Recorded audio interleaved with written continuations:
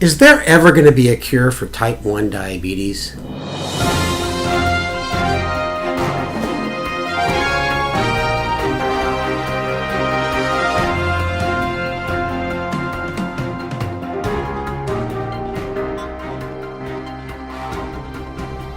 Hello Nation. In the last Edelman Report, we talked about becoming a research subject. Today, I'm going to continue that theme, but specifically for people with type 1 diabetes. Now, the discovery of insulin came in the early 1920s, one of the greatest discoveries in medicine, saving millions of people's lives, but that was over 90 years ago. What's going on? We need to find a cure, and that's what this Edelman Report is all about. Now, just to set the stage and give you some statistics, 0.3% of the population has type 1 diabetes. That's for every 1,000 individuals in this country, 3 of them will have type 1. Now, if your sister or brother has type 1, guess what? Your chances go up to 4%. That's 40 per 1,000. If your mother has type 1 diabetes, the chances are 2 to 3%. And if your father has type 1, your chances go all the way up to 6 to 8%. Now, no one really knows why if your father has type 1, your chances of getting type 1 are greater than if your mother has type 1. I say it's the power of the sperm.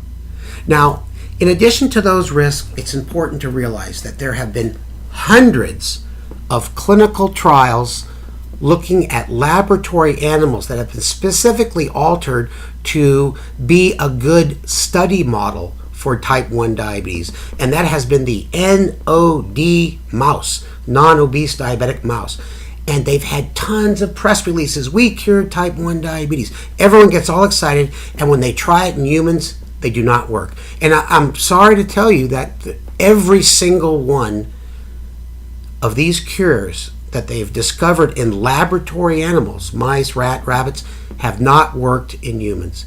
So there are many people in the field, famous doctors, famous patients like Mary Tyler Moore, that stand up at large medical meetings and say, no more wasting of medical research dollars on laboratory studies on type 1.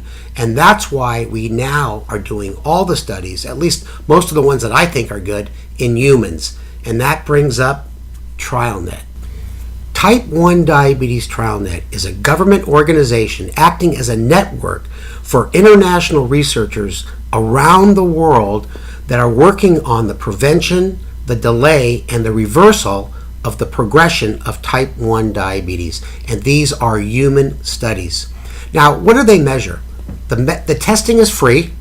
There are centers across the United States. You can find them all online on the TrialNet site.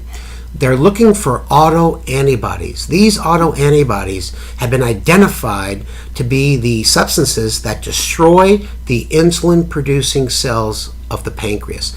And depending on the number of autoantibodies will determine your risk. And they can do some sophisticated tests to determine how much of a risk you're at. And then you can make a decision if you want to be involved in a clinical study. Now, it's also very important to realize who's eligible for screening. Here are the basics, but it's also online. Also on our recent newsletter. Between the ages of 1 and 45, if you have a sibling, a child, or a parent with type 1, you're eligible for screening.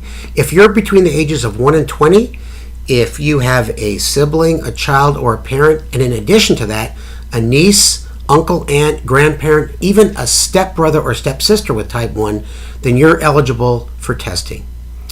So remember, when it comes to getting involved in clinical research, especially for type 1, you have to be knowledgeable. Learn about the studies, determine your risk, discuss it with your family members, very importantly, discuss it with your caregiver and an endocrinologist if you're lucky to see one, and you have to really be an informed consumer.